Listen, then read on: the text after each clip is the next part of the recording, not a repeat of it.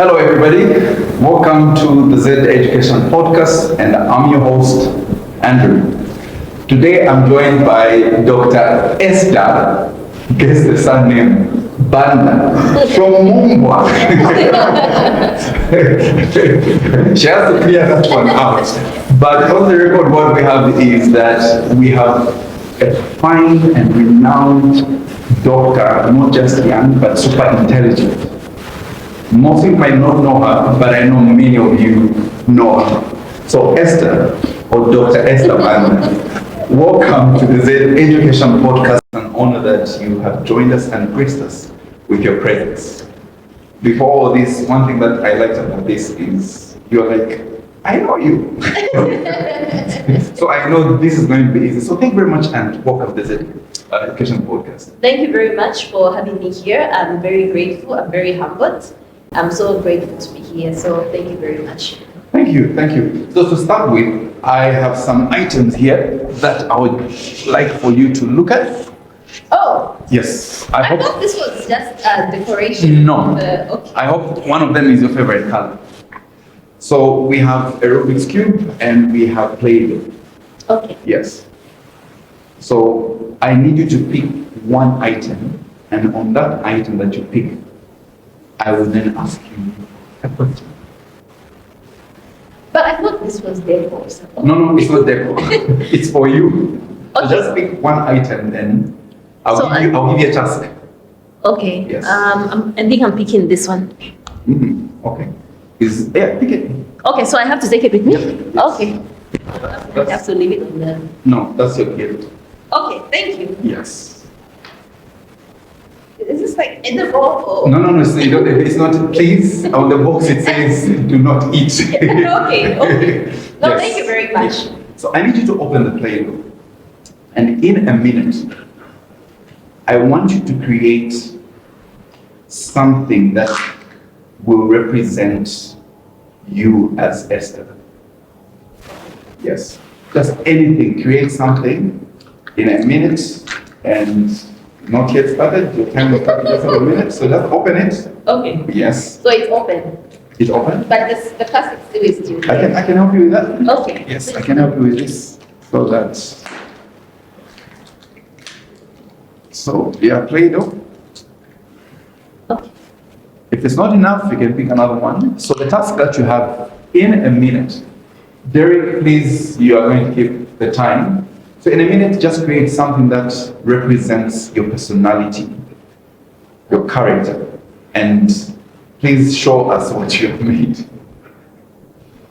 Hey, but I can mold it, but Yes, it's mold it. very difficult for You can know. tear it apart and create what you want.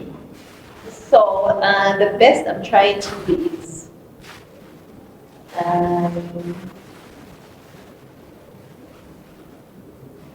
okay. So can I have another one? Yeah, please. Green, yellow. Give me the green one. Okay. This is going to be interesting now. Yes. I'm now curious to know what you are making. There you go. Okay, so I've got two different. I don't know how basically this is done in chemistry from the chemistry aspect, but for me, I'm having these two different colors, but they are representing two different. Am I supposed to say it now? Yeah. Yeah. So Also, for me, yeah. yes, I'm basically done. So What have you made? I'm talking about the aspect of an alloy. Okay. So you have an alloy is made of two different or more different metals. Mm-hmm. Yes, and I remember at some point when I was in my year of studying university, I think the fact that you study elsewhere in a different language, it just shows that you there's an aspect of strength. An alloy is a metal that is strong. So I look at the aspect of I have this strength in me. I think my character, my personality is one that doesn't easily allow me to be put down because of what I've gone through. I think others might look at it to be an easy way, but for me, this would look like a combination of two different metals combined together, because then you have a stronger quality if you want to make something. And I think for me, this would be representation of an alloy. Okay. Yes. So that speaks to your character and your personality. Yes. That's great. Actually, I have a friend who would, every time he calls me, would say, metal is metal. Alloy, how are you? Yes. So that kind of thing, because when you look at just growing up in a family where you're the five of you, you're the youngest, and then you go to a foreign country where, you know, you're pretty young. Okay. Yes. So before we come to your journey, because that's what we're here for, Okay. I know people may be wondering, who is Esther? And you are going to give us an insight of what your journey has been, primarily since this is an education podcast. We want to narrow and zoom in into what your journey has been. Okay. And you indicated that you studied outside. Yes. So, for those that are wondering who the lady that has graced our presence here on this platform is, in a nutshell, the lady before me, one thing that I know after I saw her profile is she loves school. And today I have one question for you. You hold a PhD. Yes. You have a bachelor's degree. You have a master's degree. And you are currently studying for another master's degree. Why? Are you competing with somebody? Okay, should I first of all answer your first question, right? I should introduce myself, or I go? I want you to introduce yourself and then come to my personal question. Okay, so I'm Esther. I grew up in a family of five. I was born in Lusaka. Not Mumbwa. No, I was born in Lusaka. My father went for the Zambia Air Force. Okay. Yeah, and so basically, I think when I was a baby, I was born in an area called Avondale, because they hold a base area where Air Force people would live there, would be housed there. Okay. And I went to a primary school called Ndabeni. It was just within my neighborhood, but the school does still exist. Okay. If you pass along Gardenia Road, you would actually see. I had a very nice teacher called Mr. Katiba. Mr. Katiba. Yes. Shout out to Mr. Katiba. Yes. Yes, he was very nice. He was very jovial. We loved having him in class.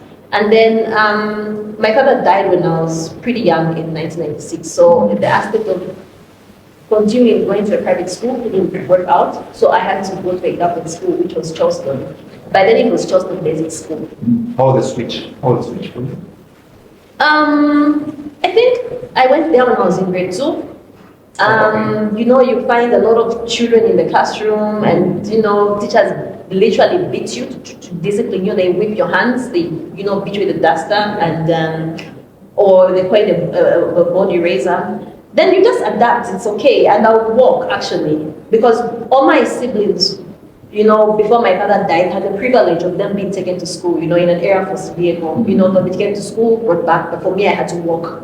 You know, every day, if it's in the morning or it's in the afternoon. And I would move with a group of friends, maybe 2 or 3 friends. So you move from somewhere around the area to Charleston High School. So you pass near the complex, you get to school, you come back. And yes, so I wrote my grade 7 there. Okay, and that's then, just amazing. Yes. Okay. And then I passed, I went to do grade 8. And of course, economically, financially, things weren't that well. So I still went to another government school. So which year did you go into secondary school? I think it was 2006. Okay. So I went to China Basic School. Oh, okay. Yes. So I was there for only 1 year because there was a lot of strike. I think the government teachers were not happy by then. There were just things that were not working well for them. So my mom's friends. 2006 or 5? I think 2005 or 6. In the early 2000s, we did have a lot of strikes, especially in the teaching service. Yes, so my mom's friend was a teacher, said, if you're not careful, take her to a private school, maybe when she gets to grade 9. So in grade 9, but I was literally just naturally intelligent. You know, it was never very difficult for me to just study and grasp things. Okay. It was ever easy, but this woman taught, because she actually went to the same church with my mom. You know, we come from the SDA background. Oh, okay. So Mrs. Kabelek, I remember her name. So my mom took me to Tina Trust. It was near, it was just near like that. So in grade 9, I was there for 1 year, and I passed with good grades, of course. And my mom thought maybe she could still manage to keep in a private school. So she took me to Thornhill, Thornhill boarding and day school. Okay. But it was expensive for us. So I just told my mom to say, I could feel even this class difference. Other kids are coming to school with nice vehicles, just the type of lunch. And then Tonio had really, really nice, expensive uniforms. You would have like a blazer, and I couldn't afford a blazer. So I told myself, sometimes it's good to accept and just tell yourself, okay, this, I think, for now, it is not where I'm supposed to be. So I told my mom, let me just go to a government school. Now this is grade 10, term 2. So far at this point, you passed through 4 schools? Yes. Okay. So anyway, my mom says, okay, we tried Munali. By then it was Munali girls, there was Munali boys on the other side. And I think we had, another churchmate who was working there. So they got me a place in the morning because I had good grades anyways. But I couldn't even afford a brand new uniform. So I had to use my sister's. My sister who had completed school like 2 years before me. I don't know how her... She was not very big. No, she was equally, literally slender like me. So her skirt was still in the house for whatever reason. So we got that skirt and adjusted it with the tailor. And I was wearing, and I had a shirt. And then I think the next time I was bought a new uniform. And then there is where I began to see life from a very different, angle. I had very supportive teachers. Okay. Yes. I think when you get to high school, you really need to now know, at this point, the decisions that you make will really shape your entire, future. So I had a class teacher called Mr. Munyata. Okay. A shout out to a teacher if he's listening and he's alive, please. A shout out. He is alive, Mr. Munyata. He's he taught us physics, but he was our class teacher. Okay. And then who taught you chemistry? We had Mr. Muyewa, who used to literally be on our necks. He really wanted us to know everything. He wanted us to understand. He was really strict. Okay. But I would do tuition with Mr. Kapombo. Okay. Yes. And then also maths, we had Mr. Mashekwa. Okay. Very good. He would make you understand the basic concepts, the most complicated concepts. But every day, Mr. Mashekwa came with a quote, a new quote. He would tell us a quotation. He would say, a quotation. Today's quotation for today is what is difficult might be difficult today, but might be easier as you keep practicing. So we would write these quotations, at the back of our math books. And some people didn't really pay much attention to those. So we'd be reciting these things, like, what is impossible is going to become possible as long as I keep practicing. So he would really, really make sure that we really get good marks. He would really put in his best. And then my other favorite teacher was Mrs.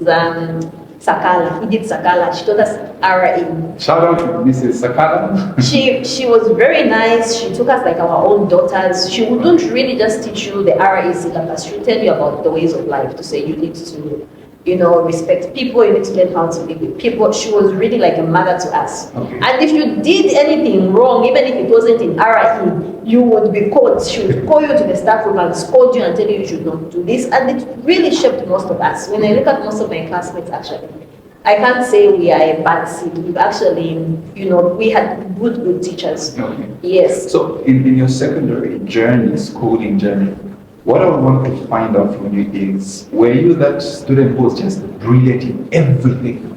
Or did you have any subjects that maybe you struggled in, maybe got a low grade in, and how did you overcome that? Actually, what was very interesting was, initially with mathematics, I was very poor. Okay. Yes.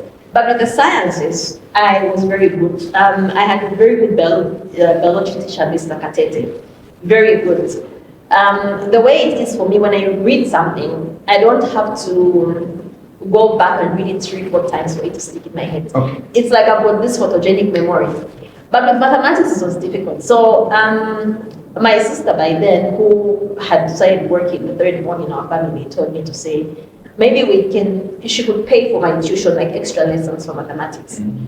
So I started doing mathematics extra lessons with a guy from our church called Atwell, Achunde. So Atwell, I would go to his... I know Atwell. Yes, I would go to Atwell's house twice in a week. And I think for 2 hours every day, I would do, the most complicated math. and would revise some question papers. But still, I really did gain that confidence. Okay. But at the end of grade 12, I knew that, okay, I will not maybe get a distinction, maybe I'll get a 3 or a 4. So what? But the rest of the subjects were not difficult, they were pretty easy. It was only maths which was a challenge. Okay. So did you have your breakthrough after? So what happened was, you know, the day I went to actually write my maths exam, because there was maths paper 1, maths paper 2. And I think there was one paper where you don't use calculators. Paper 1? Yes, they brought notebooks. Aswo told me, you need to know how to use a notebook. So he made me understand the notebook and how to use it. And when I noticed in that exam, there were quite a number of errors.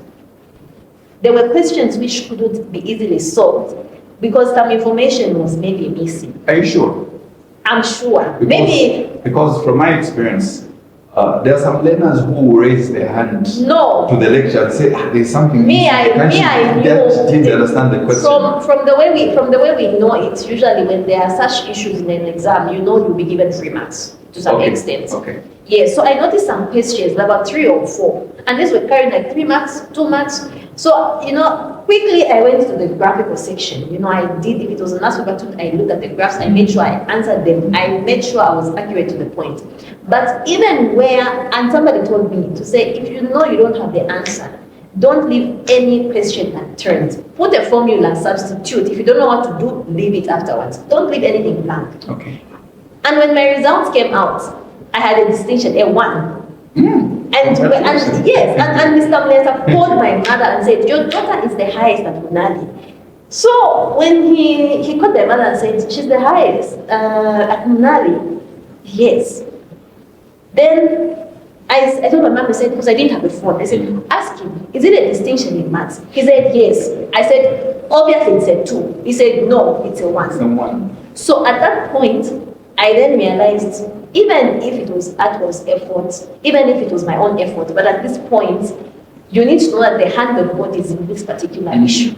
You know, there are certain things where you can't really explain, but God comes through. No matter what, He will come through. So I looked at, I have a 1 in biology, I've got a 1 in maths, I've got a 1 in sciences, 1 in RE. Everything was distinction. I thought to myself, this is it for me. Okay.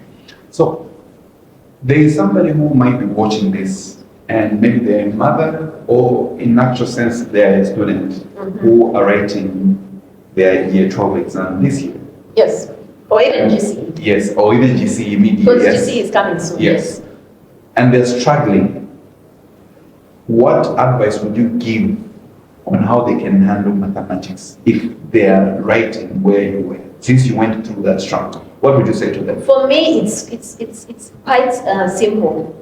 Don't go a day without solving a question in mathematics. Always make it, always have this study table of your own study table. You can say, I'm going to study chemistry, but don't just allocate 1 day and 1 hour or 2 hours towards maths. Make it a habit that if you do some English, you do some RE, towards the end, get a past paper.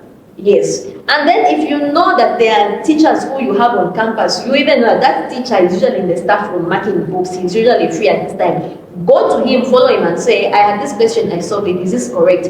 You know how teachers are. You can be bugging them. They will be irritated a bit. But after 3 or 4 times, they will see that this child has got interest and they will give you time. Even 5-10 minutes of their time will be quite a big difference for you. So this thing where students need to, a teacher can tell you, a busy kappa, follow them. It is you and your education at that particular point. And when teachers see this child is pestering, they will begin to even grow fond of you. It will not be an issue where you are a bother to them, you are an irritant, but don't go a week and say, no, me in 1 week I'll just be doing maths. Mathematics is a challenge generally across for every child. I don't want to say for the girl child because I know there are other girls who are just brilliant. But practice makes it really helps. You know, there are STEM formulas. Make sure you memorize them because you will need them in the exam. No one will give you those actually formulas. And what has been very surprising is that when you look at the question papers that come, the past papers, you can even tell a pattern that this type of topic doesn't miss. This one doesn't miss. Go and master those ones. Make sure when the question comes, you do your justice. It shouldn't be that, no, you didn't know what to do. Let somebody give you a 0 because maybe your handwriting wasn't clear, but you need to make sure mathematics, you need to practice. And you find that it's a daily routine. It should be. And for me, if I had actually learned that when I was maybe in grade 10 earlier on, I don't think I would have spent so much money on extra lessons. Because yes, it's not everybody who can afford to have extra lessons here and there, but even on your own, practice makes perfect. And Mr. Mashek has advised where he tell us, you people, wake up in the night, why aren't you studying? They taught you this. When you practice, it really, really makes a difference. It comes naturally. Even when you're sleeping, you begin to even encounter, you begin to dream of, formulas, even begin to speak mathematical language because this thing has been embedded in you. We need to get to a level where we encourage the girl child, even just the boy child, things that are to do with mathematics, English, you need those kinds of subjects for you to get into university. And you can't afford to not enter university and you keep rewriting and you keep rewriting and you keep rewriting. So unless you have a chance, when you're there in school, you go to school every day, Monday to Friday. You go to class from somewhere 8 hours to 17. Use the opportunity. Look for teachers. Ask the teacher, is this correct? I was solving this. And the teachers will guide you. I like what you're saying there. There are learners who will just come to say, these questions solve them for me. But I like the fact that you're mentioning to say, sir, I was trying to answer these questions. These are my answers. Yes. Would you please go through? Exactly. Because then the teacher will see that you're also putting in effort. Yes. And they will know where you are making the mistake as you are trying to process for solutions or formula for whatever you're working on. So that's a very good approach when you're going to teachers, which is very good. So here Esther has finished her grade 12. I know that back then it was either CBU or UNZA. Yes. If I use my journey, the eyes were just the University of Zambia. What was in view for you? Was there any particular university before you went out that you looked at? Did you apply anywhere? Did you get a rejection? And how did you handle that? Actually, for me, I had applied with UNZA and CBU. Okay. So at UNZA, I applied in the School of Natural Sciences. So I wanted to become a doctor, like a medical doctor, like you treat people and all of that. And then with CBU, I had applied in the School of, I think it's called the School of Business there. Business, yes. Yes, I was thinking of doing economics or finance. Business and finance? I think, I can't really remember. I think I had. Banking and finance. I think it was banking and finance. So at UNZA, I applied and I was accepted. Okay. Yes. And I even then applied for a bursary. Even at CBU, when I had applied, I was also accepted. Oh. Yes, I was also accepted. And you weighed the two? No, but then there was an art which came out in the paper. It wasn't actually an art. I heard somebody talking about, study in Russia. You know those scholarships to study in Russia. Those scholarships are out. So, but I didn't know that actually the day I was taking my application to bursaries committee, that was actually like, I had already missed the deadline like 2 days ago. I actually got on the bus. I told my mom, I said, I think I want to apply for the study in Russia program. My mother didn't seem quite comfortable. But anyway, I got on the bus. She gave me transport money. I got on the bus, Charleston town. And there was a woman seated in front of me. And I didn't know where bursaries committee was. I just knew I had to get on a bus going to Mutendero from town. I had to get off at Inters. I didn't know where Intercontinental was. I didn't literally know where I was going. So this woman sat in front of me. She was just, also there. People kept on getting on and off the bus. We got to Lima Tower. She got off. Then I asked her, where are the buses that go to Mutendere? She says, I'm going to Mutendere as well. So then we can go together.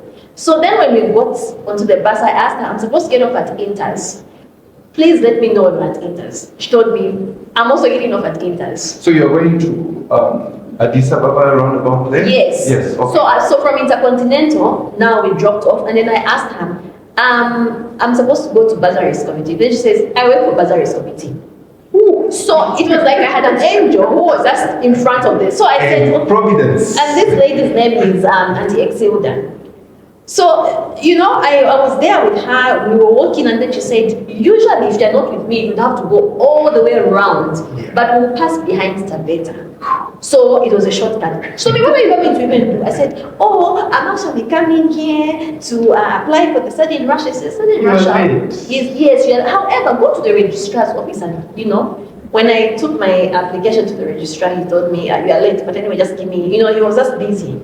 And then I went to the lady, she told me, when you are leaving, come to my office so that I still escort you backwards, because they had this swiping, Okay. So I told her, so I told her, okay, I have to go back now. She says, okay, let's go, so that you don't walk all the way. And it was easier. I went back downtown.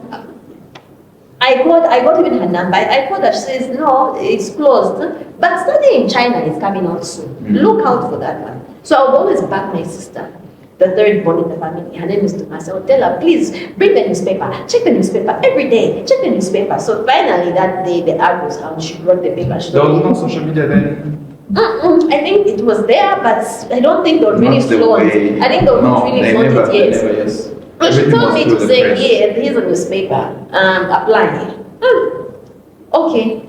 And I even couldn't take it and text that the application. She told me, yes, you can apply, bring the applications. I thought, but they only want 15 undergrad students for the whole country. 15? Yes. Meaning for those who would be doing medicine, you are amongst the 15. Those who want to do whatever. So she told me, just apply, it's fine, you've got good grades. Anyway, I applied, and then she would kind of keep an eye for me on the application process. Where is that? Okay, no, you guys will be good for interviews.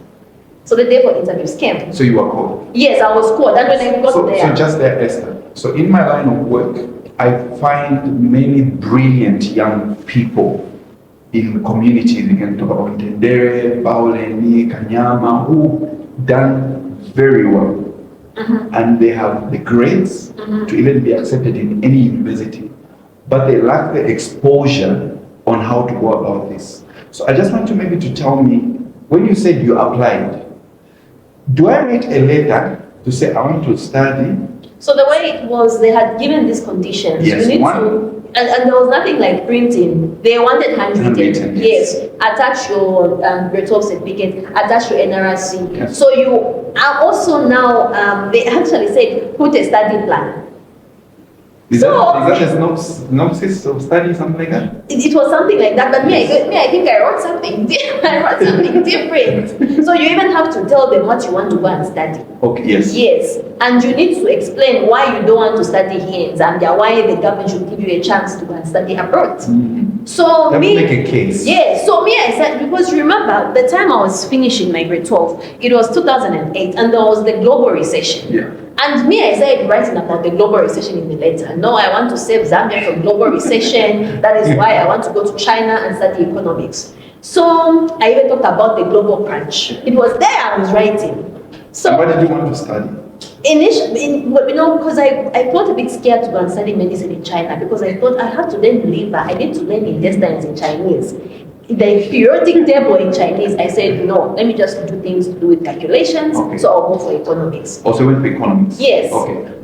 If I were among the people that were looking at the applications, and your argument is to save Zambia. Yes. I think that was impressive for a school leaver to think like that. Actually, that was impressive. That was impressive. For me, I was just saying, I want to save Zambia from this. And I really didn't understand what... you were talking about. Yes, I didn't understand. But the day for the interview came, and I was almost late. But when I got there, I was like moving, and I was trying to see how people said I'm going to the alphabet. So somebody, I was wearing these clothes you wear when you're going to change, like a skirt, coming from the SDA background. Okay. So somebody thought I wasn't a candidate. They thought I was working there, maybe like I'm a secretary or a PA. I see. And then when the man came and said, we are going to start with the order of last names. So, and then at some point they changed, said, no, we'll start with PhD candidates, then we'll go to the masters. Okay. Imagine the very same 15, they are PhD holders, they are master students, then undergrad. So I saw some PhD, I think some candidates were told to go in, they did their interviews. Then it came to ask the undergrad students. So, what questions did they ask? that is now where the interesting part came in.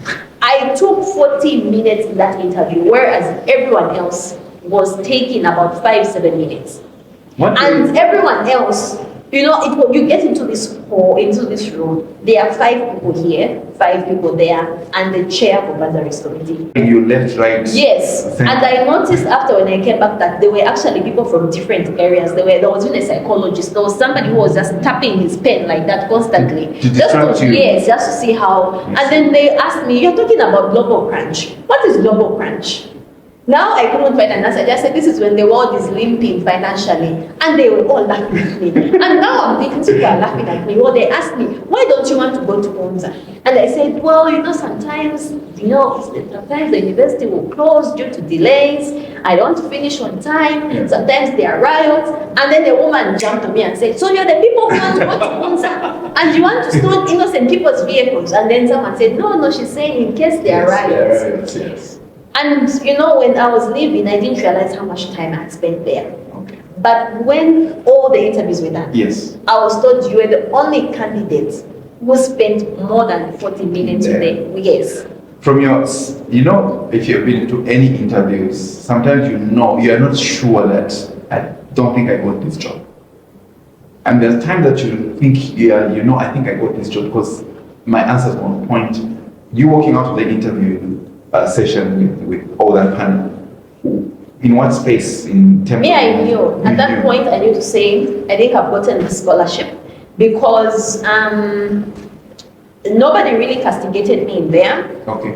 Everybody, with the answers, they were very happy people. They were jokingly in some way, and they wanted to hear more. Yes, but when I asked a few other people who had done the interviews, they had a different view. They said people in there were a bit harsh on them. They asked hard questions and all of those things. Okay. Yes, and they asked me, "So when you are done with your studies, what do you want to come and do in this country?" I said, "Well, if I'm not based on financing, I would want to be Secretary to Treasury." And then I think I was with somebody from the Ministry of Finance, and then they asked me another question. "So what do you know about budget allocation?" I talked about, "No, we have an energy issue in this country," because we were still having a bit of load shedding by then. I talked about the mining, I talked about the mining sector, on how it can be used to sponsor the other sectors. So for me, I knew that, okay, this one I'm getting it. If I don't get it, I said maybe there will be corruption, but I just knew. And I even told the lady who used to work there, and I told her, "Me, I'm getting this. So just make sure that the day we have to formalize all of those things, in case my phone is off, you can contact my mother. This is my mother's phone." She said, "Okay, no problem."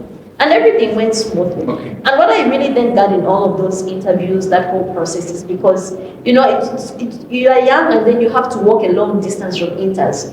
There was a certain man who worked for the central bank. He was going to do his PhD. I will not mention his name. Okay. He got my number and said, "I work for the central bank. If there are times you want to go to Basel, come to the central bank and give me a lift, and then we'll go together." So he would pick 2 of us younger ones. A certain guy, James Peary, who was going to do his medicine over there. So we'd all wait for him at the central bank.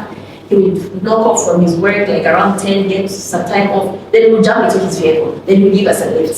Coming back, he would leave us in town, then we would go back to our respective homes. So it was where you can tell that, God is just there. He's guiding you to say, "Okay, I'll bring provision for you in this area." So, where you have to get on 2 buses going, 2 buses coming, I would even end up saving some transport money still, So it's quite an amazing journey for me. I look at it from that aspect that Providence. Yes, God was there. What I'm getting from you, Esther, is, there are many people that believe that bursary, for you to get it, it's a limited number of slots. You have to pay someone. Everyone that travels knows either a minister or a cabinet or someone who's in the civil service, or maybe they have an ambassador who's working out there. For you, it was a genuine Zambian youth. Yes. Applied, went in the due process, and you were interviewed like anyone else. Exactly. And you got the scholarship. For me, I can't say, of course, corruption is there, tribalism, nepotism is there, but at that time, it didn't work against me. So there are times, yes, when the system is actually working well. It works, and you don't need to pay. And at the end of the day, if God says, "This one is yours," no matter what, whether it is tribalism, corruption, nepotism, it will still fall into your hands, one way or the other. Yes. Great. So for me, at that point, I would want to thank people who worked with the bursaries committee at that time. They did their honest part. The interviews were done, the scores were given. I still scored the highest, even above the other PhD candidates. Yes. I see. That's great. One of the famous names in the bursary committee when I was in university is Siluyele. Yes. Mr. Siluyele, I think he's a doctor now. Anytime we were signing for money to receive our dues every month, there will be Siluyele even when you're filling those forms. So how old are you at this time?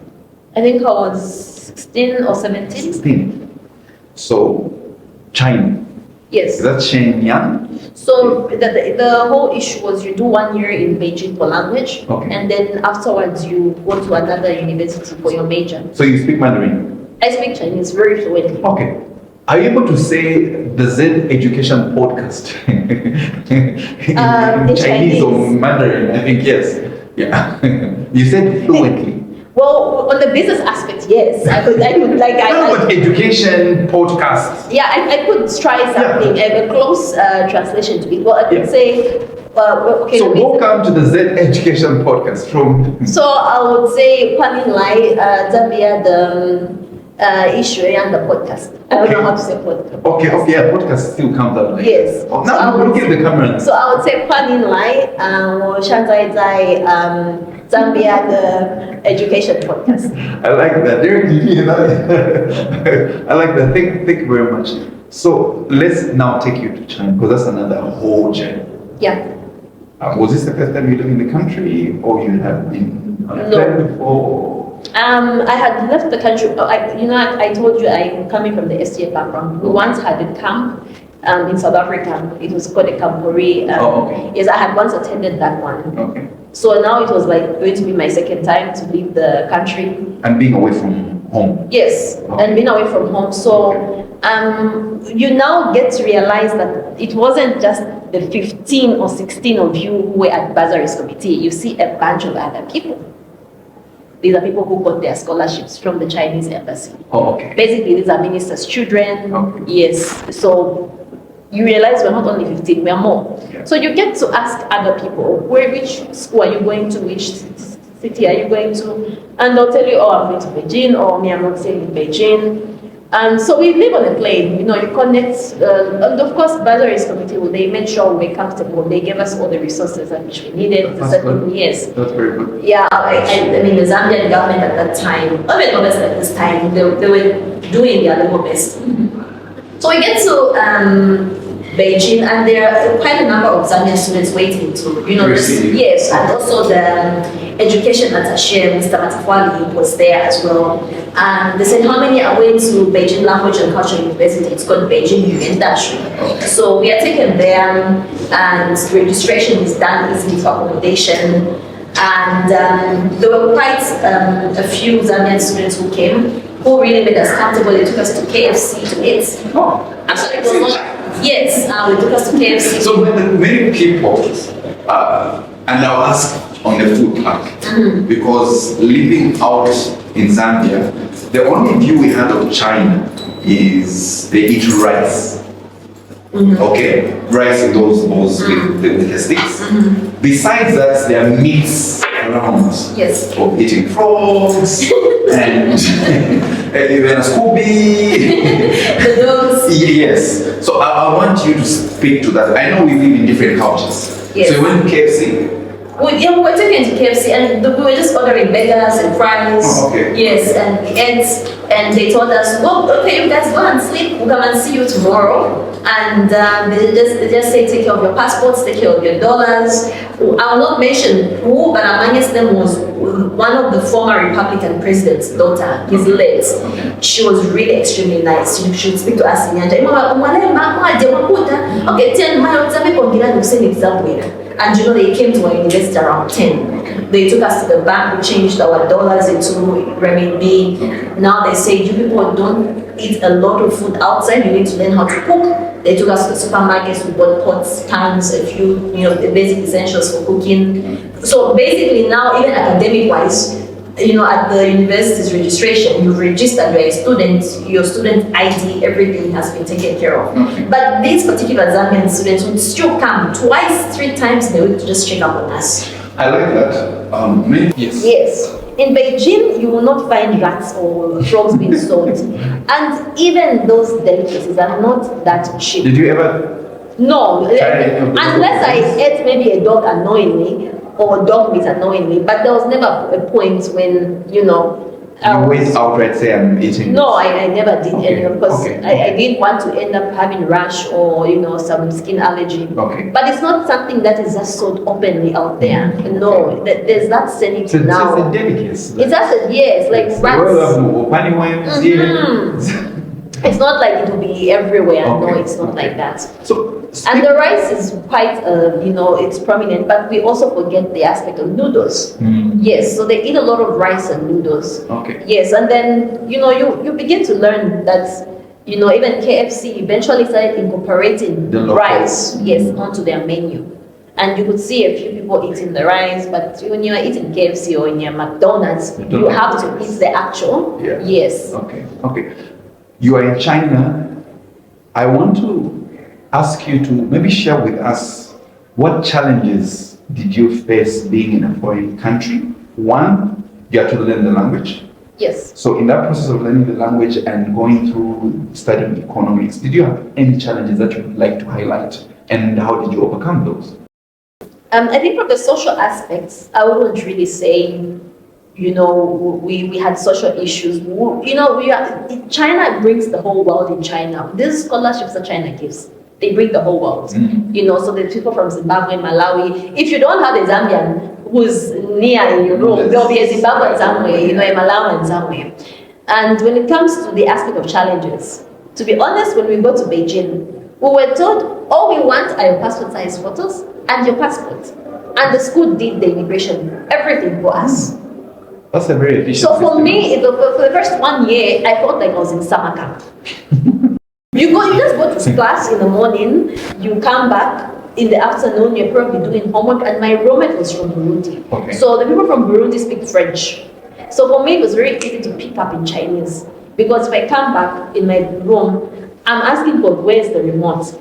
I'm telling her somebody came to look for you. I can't use English. I don't know how to speak French. I have to speak the little Chinese I was learning in English. So that you both Yes, communicate. and so it was easy now. I would just pick up. But then I had other Zambian friends who had roommates who were Zambians, and you could see there was a bit of slowness in picking it up because you come back home, you're speaking in Bemba now. You are in class speaking Chinese, in the room you're speaking Nyanja, with those kinds of things. So the only challenge I now then started facing was when I moved to the other city. Now you go to a different city where there are only 5 Africans in the entire university. 5. And then the faculty says, we will not put all of you 5 Africans in one class. Each class should have a privilege of having a foreign student so that people can also learn English from. I see. So, China is quite big, the number of students is huge. So for me, I was doing economics and finance. Then there was another friend of mine doing international trade. So we're in different programs. And I was the only African. And the only foreigner.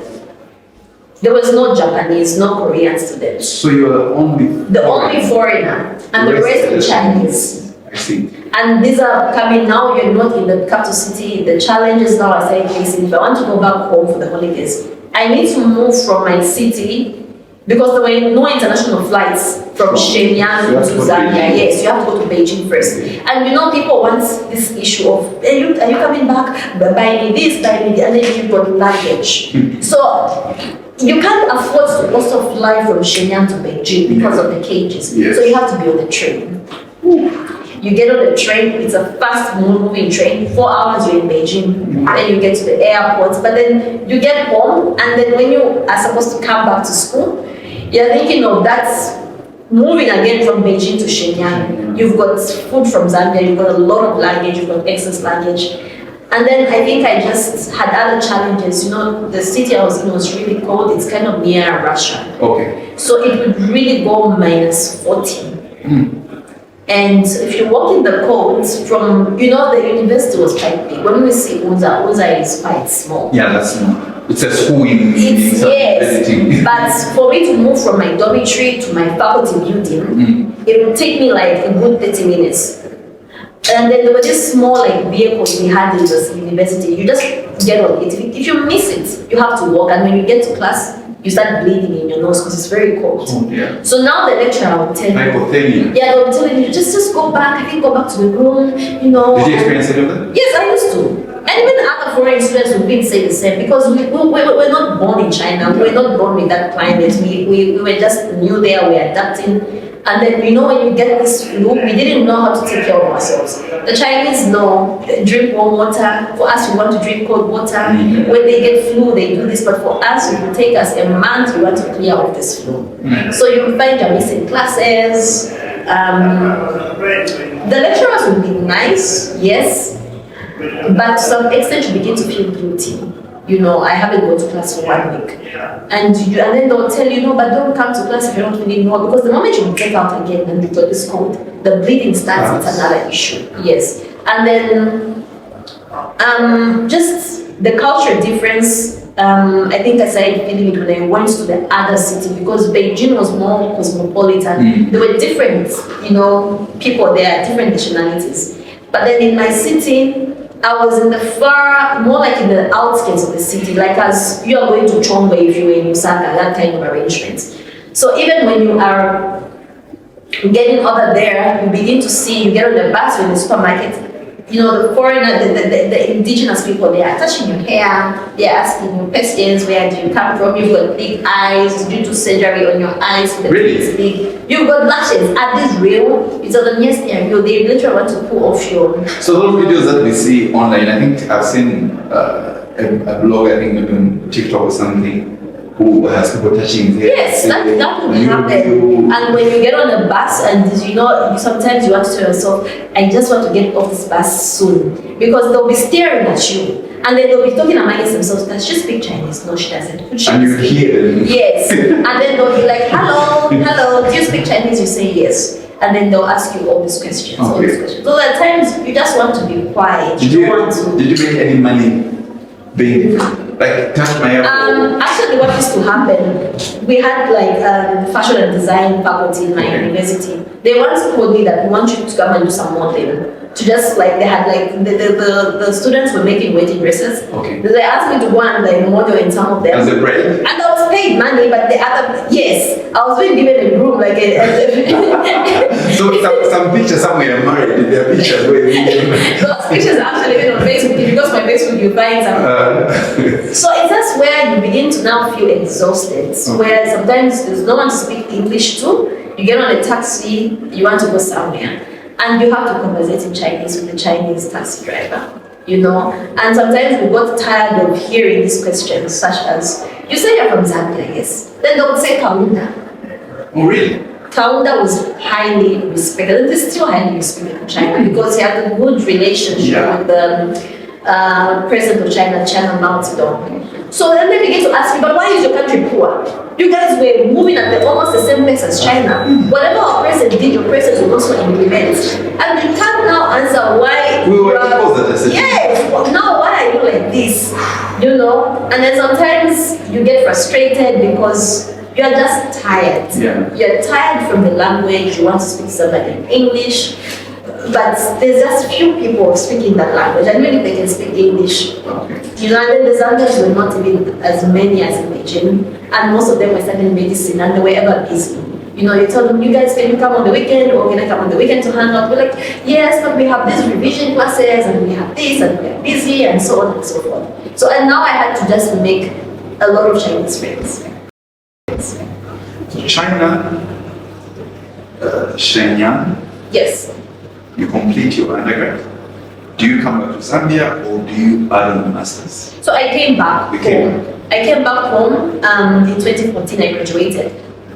So I couldn't find a job that I wanted. So you know I yes. Okay. I ended up getting a job in an audit in an accountant's firm. I couldn't get a job with the ministry. I couldn't get a job in the bank. Because for whatever reason, I just couldn't. I spoke to somebody who we went to the same church with. I know he had connections in the government, and he said, so I'm taking your papers. And it could be the issue of age. maybe you may want to increase, just change your NRC, maybe become a bit older, or go back and Were you 21 when you came back? I think I was 21 when I came back. Yeah. So he says just maybe go back and do a master's, or we change your NRC. I said, let me just try and do a master's. So I got a job with an accountancy firm. The reason why they just employed me was so that I could help them get business from the Chinese community. I see, and you could speak the language. Yes, and I did help them get business with 4 different companies, and eventually my boss said, go and register with Zika and start doing some of these Zika courses. Yes. And then I would still be put, when there's an audit to be done by a client, I'd be helping my friends, with just simple donkey work here and there, and they started getting interest because you're basically doing financials, and I started doing Zika actually. I started. But on the other end, I was thinking I need to do a master. So I started applying for master programs in Germany. I did apply for the master's program in Germany, and in different universities I was given acceptance, letters.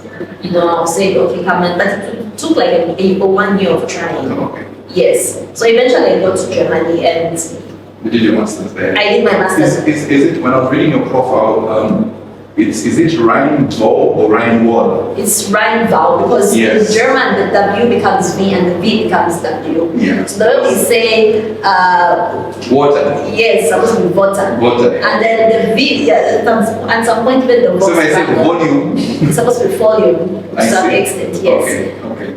So I got to the university there in the Is it English now, or we also speaking German? no, there it's English, but you have to learn German. Okay. So you speak get back. My German is not as good as my Chinese actually. How do we put it down?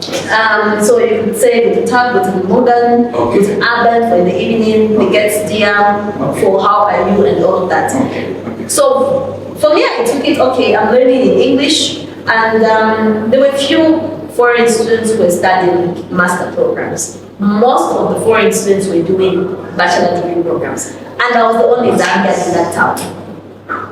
Okay. Yes, and then And do we have an embassy in Germany? yes, Really? we have. Yes, we do have. So which city was that within? So for me, I was in the northwestern parts, North Rhine-Westphalia. I was in the northwestern part of Germany, but then the embassy was in Berlin, and Berlin is on the other part. Yes, I was the only Zambian.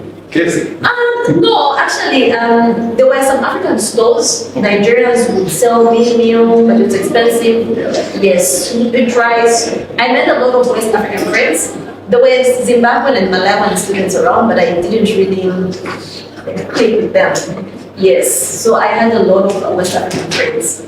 And then initially, I wanted to just do masters of economics and finance, but I found that one of the courses in that particular semester, I was very late actually, and even how I got to Germany was actually a miracle.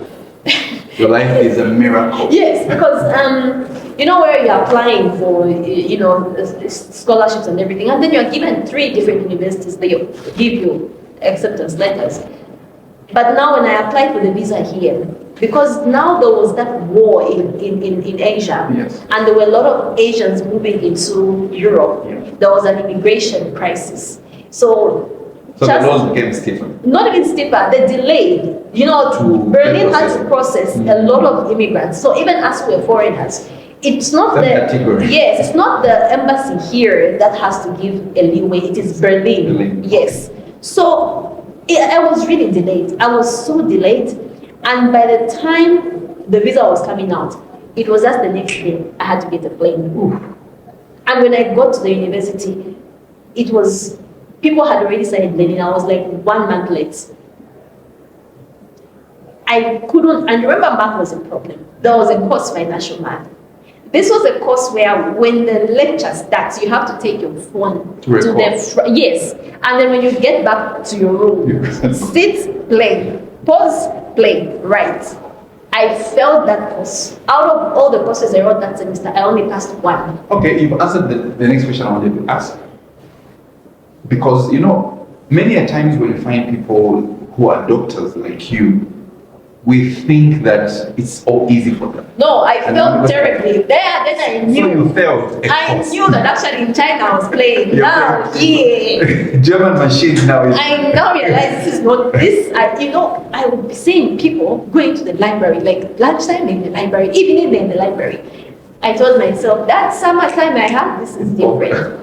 So now when I realized I can't make it here, I now had to go to the admission. And I told them I want to change programs.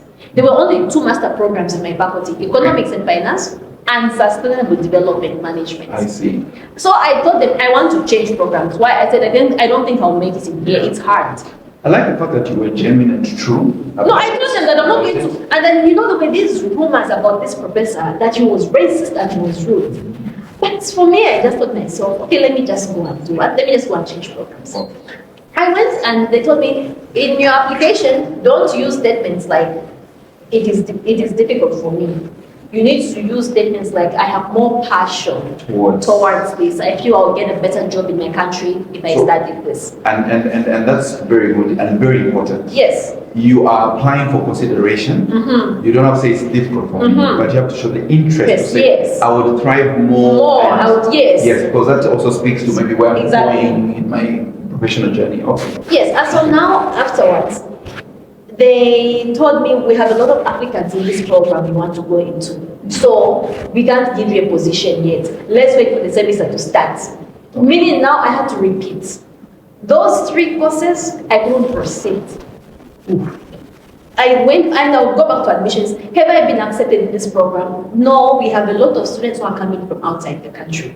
We can't give a position now. Until the day for registration is closed, when there will be a window, we'll tell you come in. In the meantime, just go back.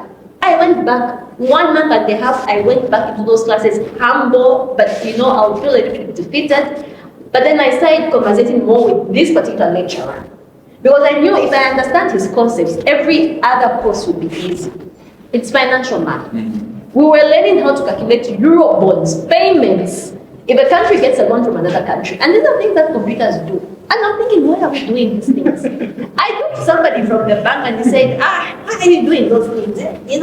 This is somebody here in Zambia. Those things are very technical. Yes. I said, I don't know why. So why are you doing those? If you think about it, what is the rationale behind now, it? Now, from what I understand is you need to know the implication in terms of when you default in a particular period, what happens to the cash flows. Okay. You need to understand. Another way of trying to know exactly all those technical aspects is there's what you call the exposure at default risk, the loss given default, how that plays a role in the whole aspect of the loan. So for me, I just humbled myself. I started going to class, tutorials, I was ever there. And then this lecturer had open hour. His open hour was Wednesday. You have to go in his office and say, Professor, I would like to have an exam paper for winter semester 2014, 2015. He would give you and he'll tell you, which question do you want to solve? I say, I want to solve this one. You sit in there, solve it, give it to him. Is this correct? He'll say, remember in the last lecture, we talked about this. So this is where you've gone wrong. Now, additions calls me and says, you cannot come in sustainable development. We still have an immigration crisis. A lot of people are not yet in. So now I'm torn between 2 programs. So I want to ask you this. I'm sure that was a challenging period for you. You saw that economics and finance was going to be a challenge. Yes. And you applied to consider into Yes. Was there any spiritual things that you would do to keep up and stay afloat? At that point, I think, even going to church, I really didn't even have a church. Actually, I never even went to church in Germany. Okay. So what I would do is, because I was still with the SDA, I'll go to, those online programs where they worship on Saturday, and I'll just sit online on a Saturday, worship with them for 3-4 hours, and that would be it. But then the aspect of fasting started coming in. And Nigerian friend of mine told me, do you even know about the Esther fast? I said, what is the Esther fast? I just know Esther fasted for 3 days. Before she presented herself. Yes. And you say, sometimes this fast, they really work and all of those things. And the first time I ever did the Esther fast, I cannot lie to you. I I couldn't push through 3 days afterwards. She told me start on Friday and then like end on The weekend. Yes. Okay. But I couldn't. So I just started doing, those like from 6. Intermittent. Yes, that's from 6 a.m. to 6 p.m. Yeah. So they told me, come and do this program. I told them, I've already started enjoying the other masters and they think I'll make it. And they told me, you can actually get 2 degrees. You can get a few courses for this semester in sustainable development and continue with the masters. And then there are courses which would actually transfer your credits because they are literally the same. Like for example, international financial markets, Yes. they will also do it in sustainable development. So you could just So you've done it this side, Yes. also caters for Yes, it caters. So That's this course you transfer. just take some few courses with you. Exactly. Oh, But then when I went and spoke to Professor Bauer, this, he was like the president of the faculty that approved those things. He said, then you know that you're going to be an average student. Because you are, yes, it will be too much. And we were paying what we call semester fee, meaning I have to pay the semester fee twice. It was like 283 euros every semester. It just helps with maintaining the school, the library, and the bus fare. I have to pay it twice. And when I looked at my timetable, I was able to manage. There was only one course I could miss, which was one course in sustainable development, something to do with gender and equality. I would always miss because it would always clash. And that's how I was supposed to stay in Germany for only 1 year, 6 months, but I ended up being in Germany for 2 years and a half, 1 year extra because of, That's yes, switch. exactly, Okay. exactly. Okay. As a foreign student, you complete your masters and you come back here With 2 masters. with 2 masters. Yes. Yes, with 2 masters, you come back to Zambia. And I'm trying to first ask, did your studying in those environments and the courses that you did in any way prepare you for the role that you currently have? Because you're now dean in the faculty of the humanities and education. So did it prepare you for what you're currently doing? Or is it now that you went to do a PhD that it prepared you for that? And if it Actually, no. For a master's, you just have it there. In the academia, for you to deliver, for you to lecture, there should be the aspect of what you call teaching methodology. Yes. Yes. I didn't have that. When I came actually to Zambia, I looked for a job, I couldn't. Then I found a job with a university called Chreso University. I went there for 5 months. Then I What went capacity? I was a lecturer there, but it was just starting as a university, so I was doing a lot of things like campus coordination. Then I was made HOD for School of Business. Yes. But she don't have an appointment letter, but one of the institutions says you're now HOD, okay? Now you do this, now you do that, now you do this. And I was just doing everything. I was teaching a number of courses. And then eventually I saw an art with Chreso University. So I did some research and I found the owner was German. But now they wanted an HOD for the School of Business, and they wanted lecturers in that particular department. They wanted an accounting lecturer and an economics lecturer. So when we went for the interviews, the owner of the university was part of the panel. There was the vice chancellor, there was people from other faculties, the other deans. And the chancellor was asking me questions in German, and I could understand. The first part I did introduce myself in German and also in English. But as the questions became a bit deeper, I heard what he's asking me to say this, but me I can't speak to in German. So I just used English. But he was just, okay, he was just okay, he was nothing, and I got the job. I actually applied I got a job as HOD. But I applied for the job as a lecturer.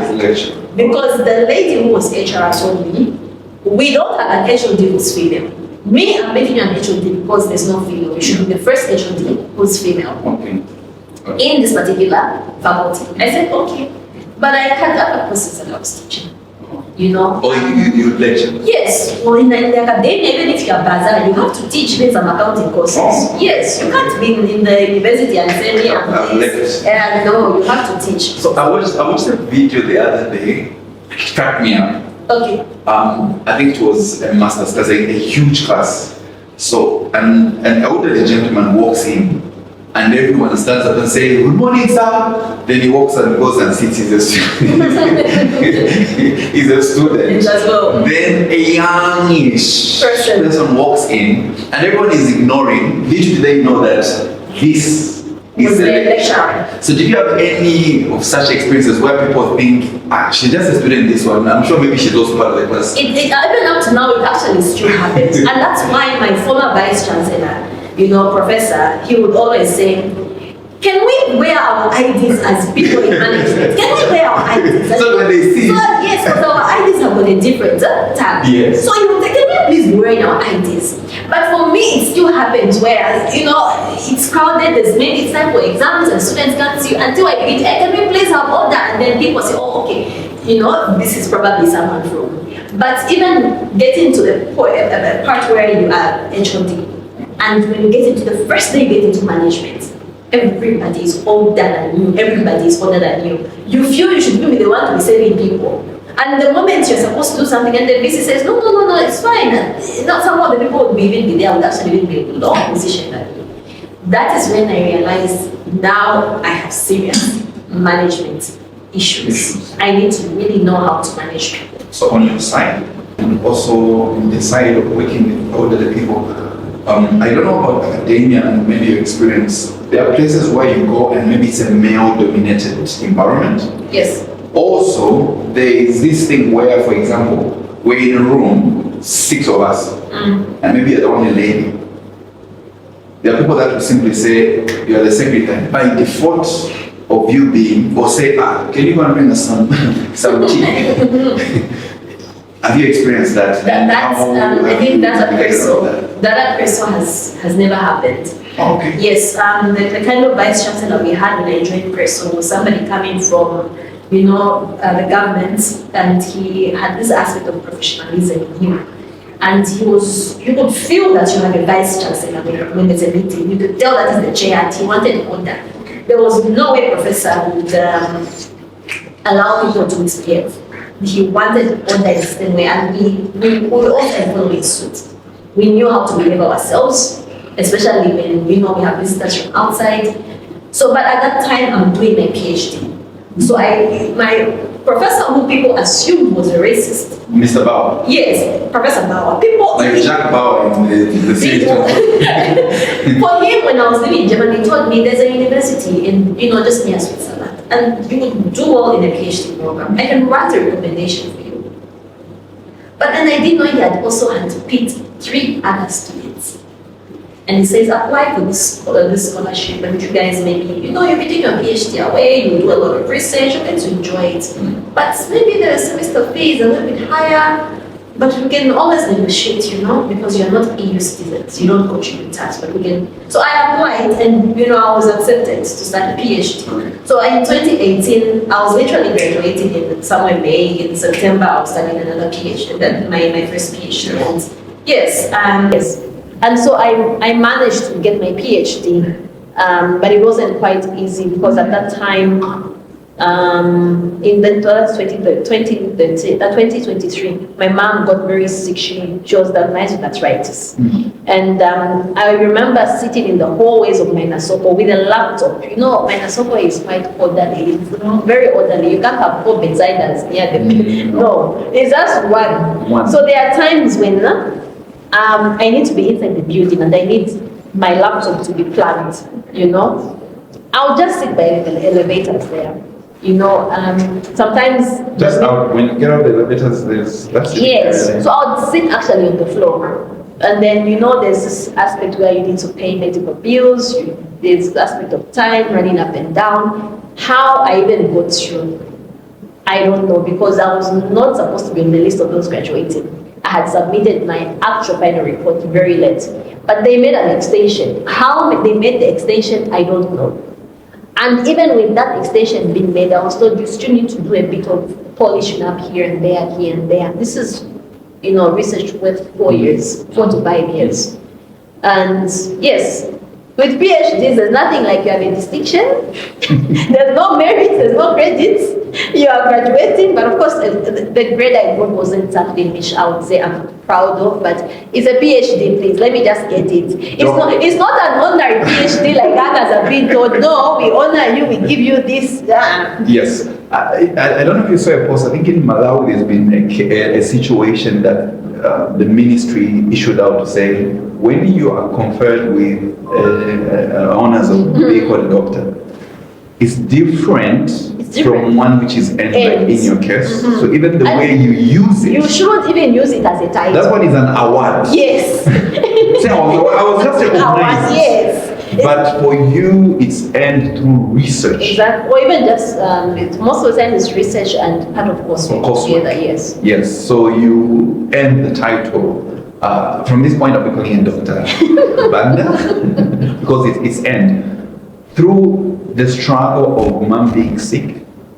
You still knew that you had a deadline. I had a lot of deadlines. And you went through, even when you submitted very late. Yes. Perseverance and determination, I think, are important skills. But at that point, I knew that none of those things now of perseverance is going to help.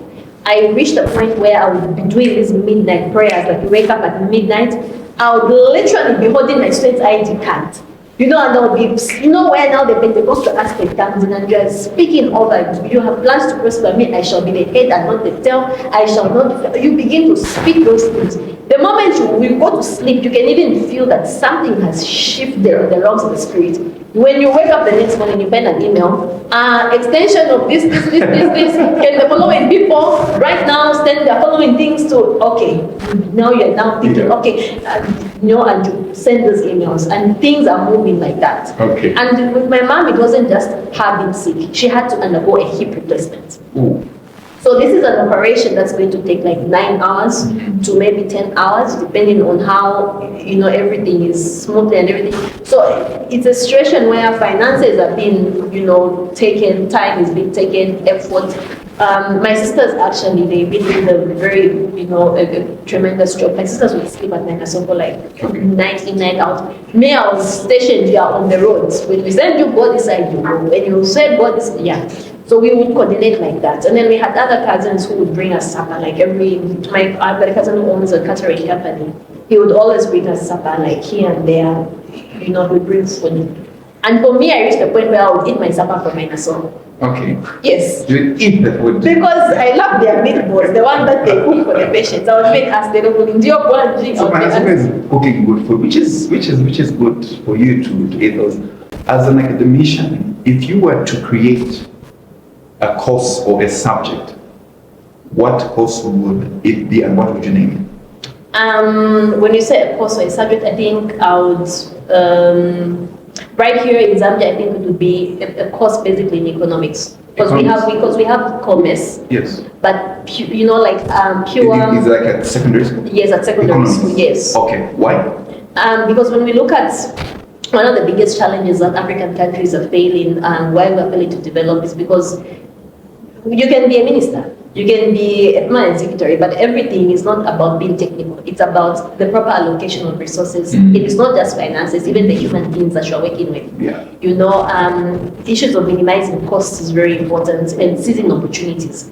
If we can teach the younger ones at that stage, it's not that they are aiming to be ministers, but even when they become entrepreneurs, that aspect should be there. Should be there. How can they hedge against issues of exchange rates? The problem is we're teaching people economics in high school, and they just thinking like, it's just what? It's just theory. Let me just learn it for me to pass.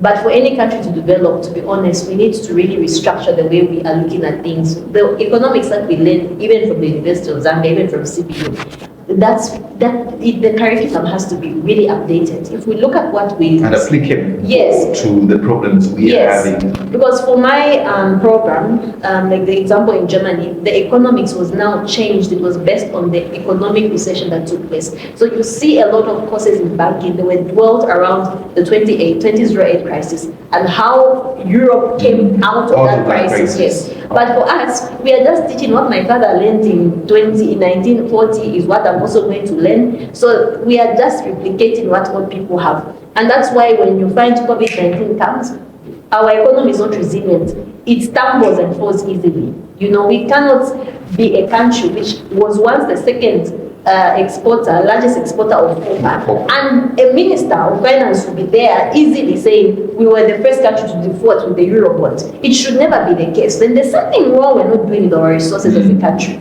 So for me, I'm looking at the aspect of economics should be a course. Whether you're going to go and do engineering or going to do medicine afterwards, learn part of it, because even in medicine, there's what we call economics of medicine. Yeah. 60 years on, we cannot do things the same way. So, from your vast experience and you being in academia, what are your aspirations for our country with regards to education? So I think when it comes to education, there's quite a lot that has to be done. I'm not saying that the people who've been education ministers, permanent secretaries haven't done a good job. You can see they are getting to that level. But we need to get to a point where we begin to look at it from the skills aspect. Graduating people who are full of theory is not helping us. We need people who are skilled, hands on deck. Because in as much as we should learn how to allocate resources, but if there are people who cannot execute tasks with minimal resources, it becomes problematic. Then we'll keep going backwards. So for me, I'm trying to say we need to have programs, education programs, that give people a skill that can be used for themselves at individual level, at corporate level. Have you ever seen a situation where people are saying, you give me an accountant and this accountant cannot use, example, Siege Pastel? We are just producing accountants. They just know financial reporting, financial statement, but they can't use the accountancy blended together with IT. You are right. I was speaking to one of the persons I wanted to host on this podcast. He is one of the most successful accountants in Zambia.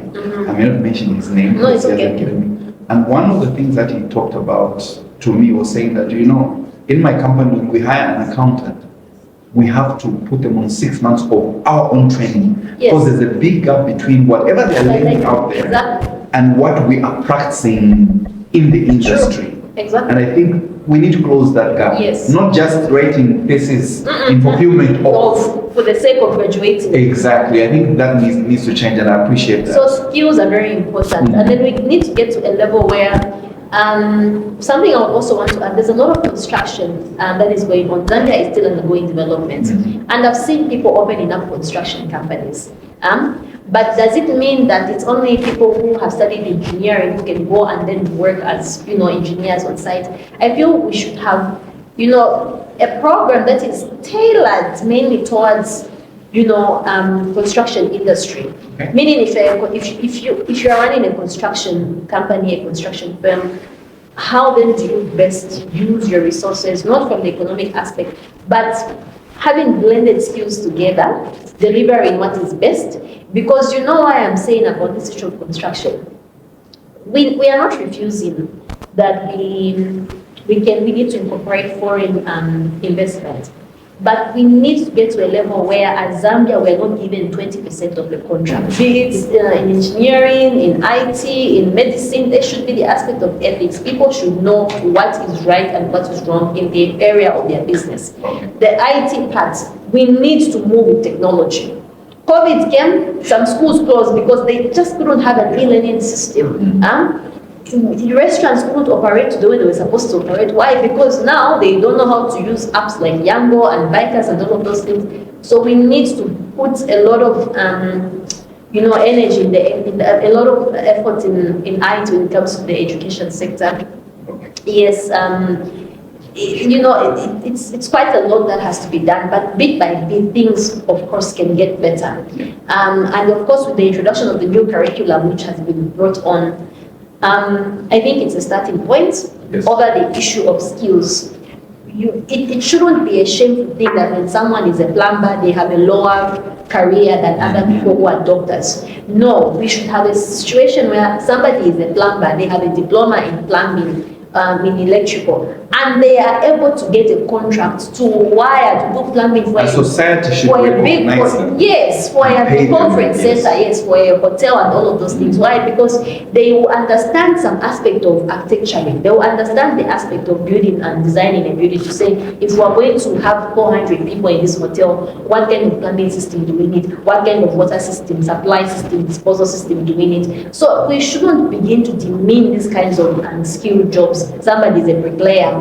No, there is more that can be done. There are certain parts of Lusaka right now. Somebody was telling me that in Chirundu, there aren't so many people who are making blocks. And you look at it from a business aspect, but how do you make that business that's sustainable? How do you make good quality blocks? You need to liaise with people who are making cement. The pH range of that cement, how good is it that this building is made with these blocks? It will be able to stand 15, 20, 40 years from now. We don't want a situation where now people begin to say, that building, don't park your vehicles there, that building is no longer, I don't want to mention one building somewhere on Cairo Road that now you're saying, no, there are construction issues. There's a lot. Zambia has got a very huge potential to do a lot. But for me, the education sector, we try to incorporate a lot of IT, a lot of economics, we incorporate the aspect of ethics, so that the aspect of skills transfer. When we look at the hotel industry, it's like the waiters we have are just working for the sake of working, to just aim them. The customer care service, how is it done? In other countries, someone is working as a receptionist, someone is working as a waiter, as a bartender. They love their job. They wake up every morning. Why? Because they've learned an art of how to make drinks, of how to make drinks that can actually clear your flu if you've got flu. They know all these types of recipes. They know how to use herbs, all of those things. So these skills, fashion and designing. When I talk about skills, I really want things that it shouldn't take you a lot of money to get a degree or a diploma. We have the movie industry coming up, and the young people should look at the aspect of, if I can do people's makeup, if I can do people's hair, in this movie that is coming up, I can go and offer to say, can I make some outfits for the people who will be acting? Can I do the makeup for both the men and the women who will be acting? The hair, all of those things, and you make some money from it. Even on this set, where is the audience? Yes. No one gets to do my makeup here. So if my makeup will be bad, it will not be my fault. Me, I'm not so all of those things, we look at it from the skills aspect. For me, I feel there's a lot that can be done in this country. We just need to reshape the minds of the young people. There's still time and room for things to get better. As a wind up, I have questions that I want you to answer without blinking. Without blinking? Yes. If I blink, if you blink, then you've not answered. I don't want you to say, just, are you ready? Okay. Coffee or tea? Tea. Chemistry or physics? Physics. Bungee jumping or underwater diving or scuba diving? None there. None. None? No, you have to pick at least one. I can make it lighter for you. Bungee jumping or walking with the cats in Livingston, I think the lions or the cheetahs? The cats. The cats? Yes. Okay, why not bungee jumping? We had that one ship somewhere, something happened. Thank you. No, Me, I've got a fear for height and water. Okay. Yes, I don't like masses of water. I just don't want to imagine, like octopus, those lobsters in the water. I don't like. Okay, thank you. Yes. Dr. Esther Banda and doctors. Only doctor from Mungwa has been stand until we get facts that the other doctors. No, me, my NRC, I was born in Lusaka. That's what my NRC says. This wraps up our episode for today. Special thanks to our guest today, Dr. Banda. Thank you for gracing us with your presence. Hope we can have more conversations as we go. I would also want to thank our media team, Derek and Tim, Udi, and of course we at the Avon Hotel. Want to thank you. If you like the episode, please subscribe. You can follow Andrew Banda on Facebook. You can also look for the Zed Education Podcast. This is a world-renowned podcast, and you've heard about it and be part of the movement.